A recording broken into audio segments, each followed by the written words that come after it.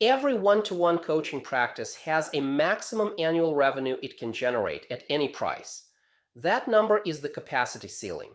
And for most coaches, it sits lower than they expect. Running the math doesn't solve the problem. It tells you what you're working with, and which decisions are actually pricing decisions versus which ones are structural.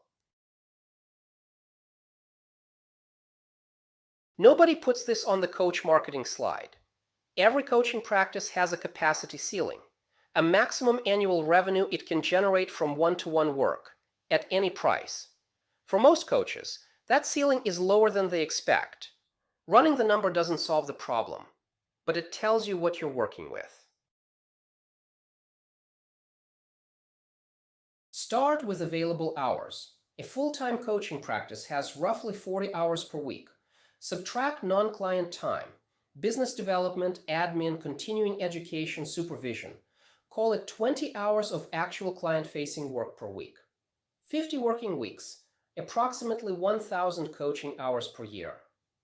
Apply the unbilled-hour ratio from 3.2.1. If unbilled time is roughly 40% of total engagement time, you lose 400 of those 1,000 hours to non-billable work. That leaves 600 billable hours.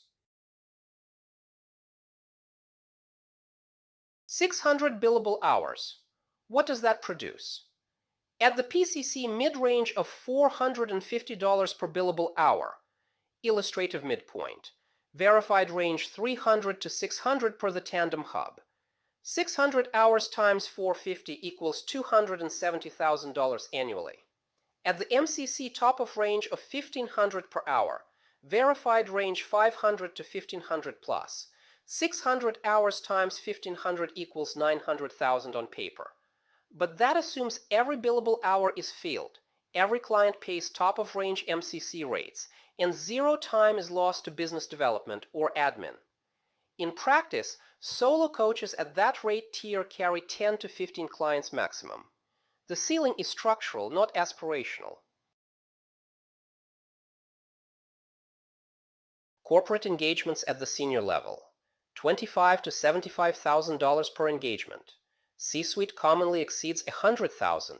A solo coach with 10 senior leader clients at $30,000 per engagement grosses $300,000 per year. At 8 to 12 sessions per engagement, that's 80 to 120 billable hours total. The ceiling inverts. The limiting factor isn't hours, it's access to F500 buyers who will commit $30,000 per engagement.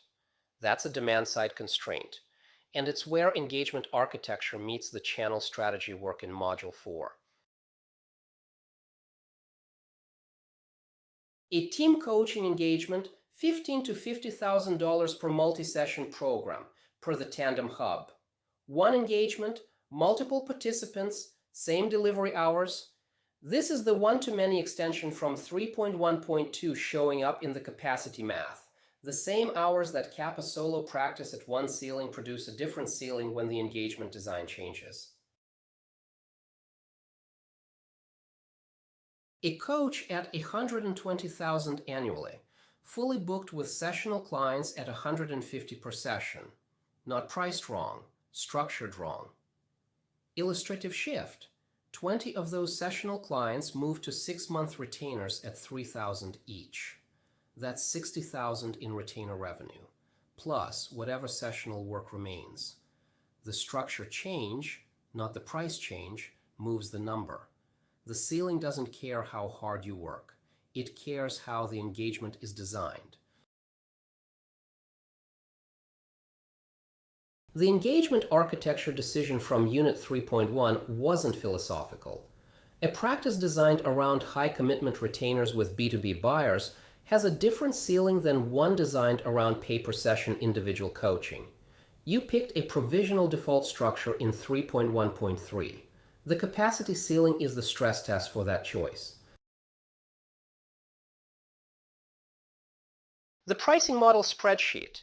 Input your available weekly hours, unbilled hour percentage estimate, and your current or target per engagement rate. The output is your annual ceiling under the current structure. Compare it to your practice revenue goal. If the ceiling is below the goal, you've identified the structural decision. before Module 12, not at it.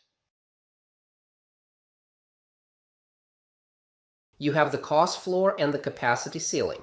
Now you have everything you need to put an offer on a page. That's Unit 3.3, the one-page offer, the first signature artifact of this course.